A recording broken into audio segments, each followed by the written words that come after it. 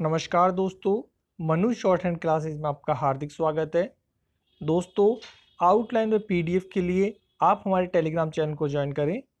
Dictation start होगी 90 शब्द प्रति मिनट ठीक 3 सेकंड बाद।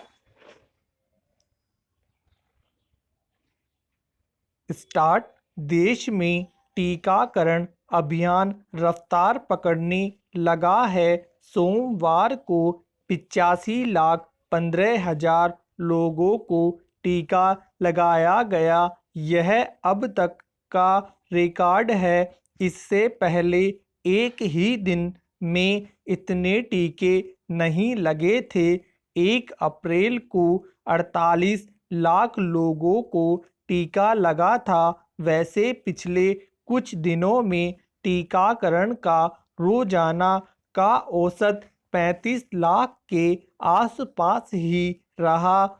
इससे ऊपर नहीं निकल पाया। ये आंकड़े निराशाजनक इसलिए भी थे कि सरकारों के तमाम दावों के बावजूद टीकाकरण का काम जोर नहीं पकड़ पा रहा था। एक दिन में 85 लाख से ज़्यादा लोगों को टीका लगाने से यह भी साबित हो गया कि हम चाहे तो टीकाकरण की अपेक्षित रफ्तार हासिल कर सकते हैं और दिसंबर तक अधिकतम आबादी को टीका लगा सकते हैं। लेकिन ऐसा हो कैसे पाएगा, यह सवाल अभी भी है। अब तक का अनुभव यही है कि ऐसे अभियानों की शुरुआत तो जोर शोर से हो जाती है, पर धीरे धीरे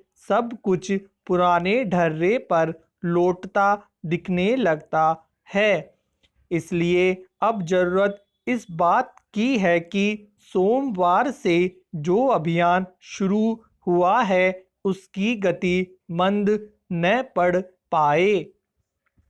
एक पखवाड़े पहले केंद्र सरकार ने टीकाकरण की नीति लागू की थी। इस नीति के तहत 18 साल से ऊपर वाले सभी लोगों को मुफ्त में टीका देने का ऐलान किया था।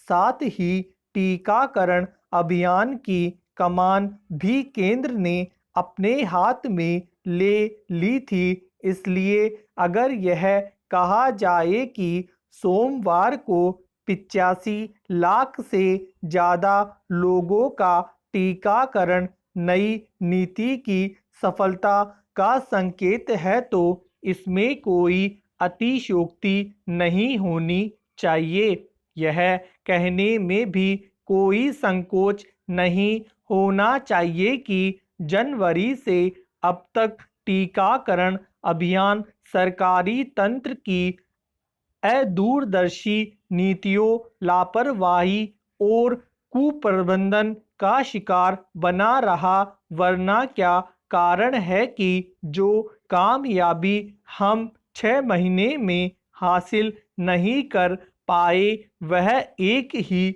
दिन में कर ली, जबकि वही व्यवस्था है, वही तंत्र है और काम करने वाले भी वही लोग हैं। हालांकि टीकाकरण में सबसे बड़ी अड़चन टीकों की कमी को लेकर आई। लंबे समय तक यही तय नहीं हो पाया कि टीकों की खरीद कैसे और कौन करेगा। टीकों के आवंटन को लेकर केंद्र और राज्यों के बीच जमकर राजनीति चली। राज्य केंद्र पर टीके देने में भेदभाव करने का आरोप लगाते रहे, तो केंद्र सरकार राज्यों को नाकाम साबित करती रही। टीकों की खरीद को लेकर सरकारें जिस तरह की उलझन में पड़ी रही वह कम हैरान करने वाली बात नहीं है। महामारी का खतरा अभी टला नहीं है। दूसरी लहर की भयावहता कम भर हुई है। अब ज़्यादा चिंता तीसरी लहर के खतरे को लेकर है, इसलिए हर स्तर पर पुख्ता तैयारियों की ज़रूरत है।